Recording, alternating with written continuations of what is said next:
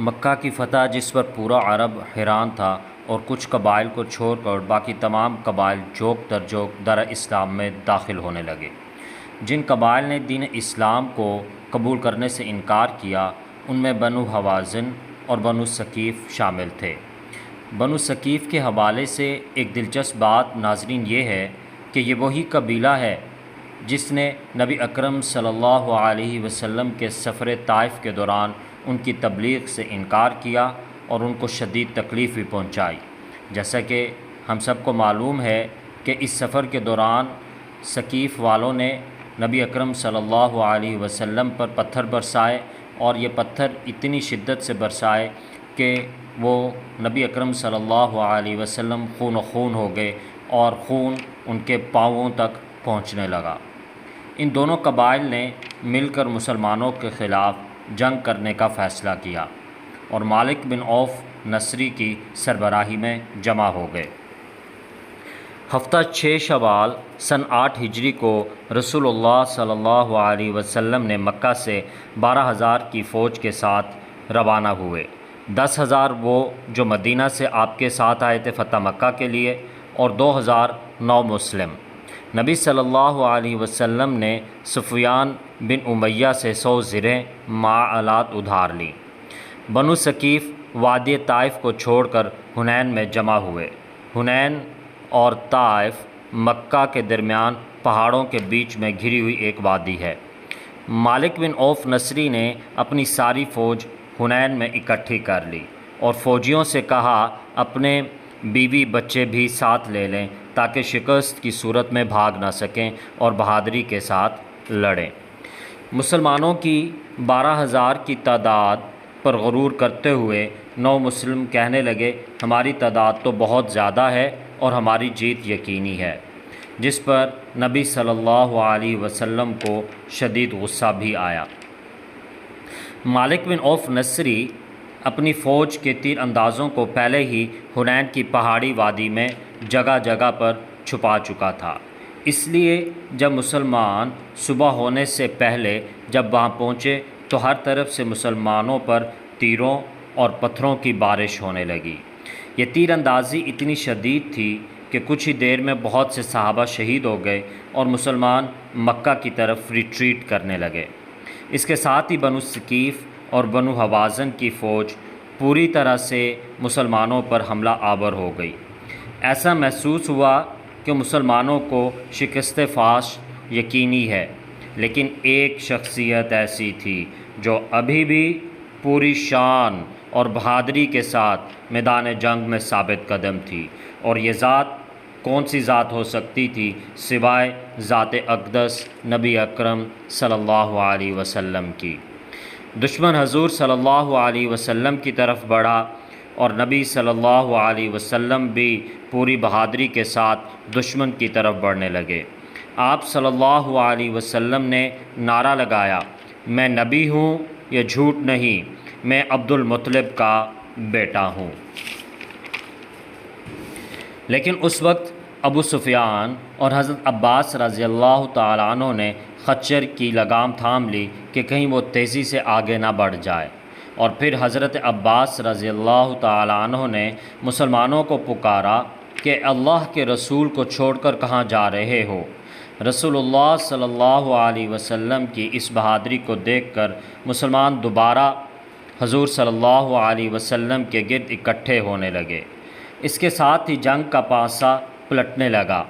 کچھ ہی دیر پہلے مسلمان جن کو شکست کا سامنا تھا اب بڑی پامردی سے دشمن کا مقابلہ کرنے لگے اور اب دشمن کو شکست کا سامنا تھا۔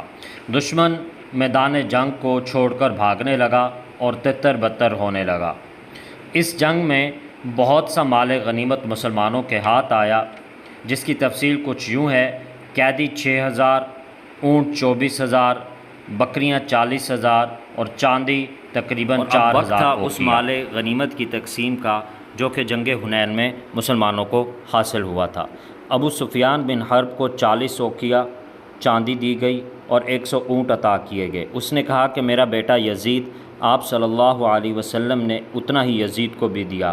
اس نے کہا اور میرا بیٹا معاویہ، آپ صلی اللہ علیہ وسلم نے اتنا ہی معاویہ رضی اللہ تعالیٰ عنہ کو بھی دیا، یعنی تنہا ابو سفیان کو اور اس کے بیٹوں سمیت تقریباً 18 کلو چاندی اور 300 اونٹ حاصل ہو گئے۔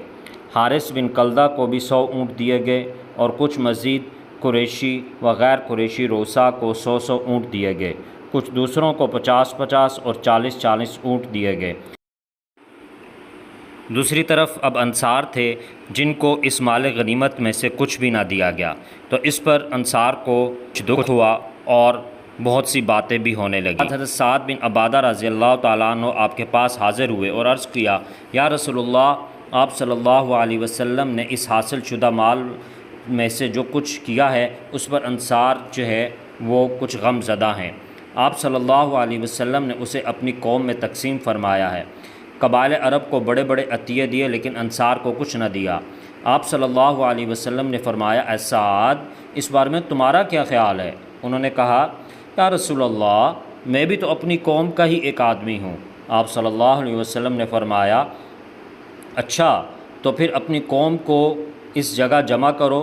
سعد رضی اللہ تعالیٰ عنہ نے نکل کر انصار کو جمع کیا، کچھ مہاجرین بھی آ گئے تو انہیں داخل ہونے دیا، پھر کچھ دوسرے لوگ بھی آ گئے تو انہیں واپس کر دیا۔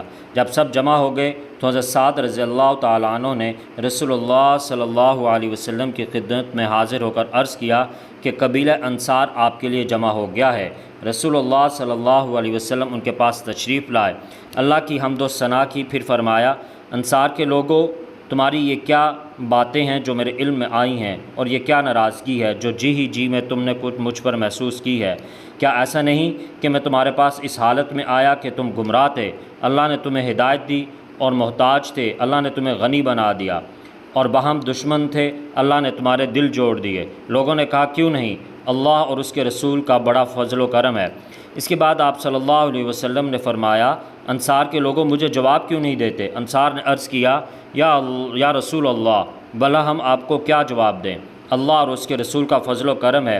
آپ نے فرمایا، دیکھو خدا کی قسم، اگر تم چاہو تو کہہ سکتے ہو اور سچ ہی کہو گے، اور تمہاری اس بات سچ ہی مانی جائے گی کہ آپ صلی اللہ علیہ وسلم اس حالت میں ہمارے پاس آئے تھے کہ آپ کو جھٹلایا گیا تھا، ہم نے آپ کی تصدیق کی، آپ صلی اللہ علیہ وسلم کو بے یار و مددگار چھوڑ دیا گیا تھا، ہم نے آپ کی مدد کی، آپ کو دھتکار دیا گیا تھا، ہم نے آپ کو ٹھکانہ دیا، آپ محتاج تھے، ہم نے آپ کی غم گساری کی۔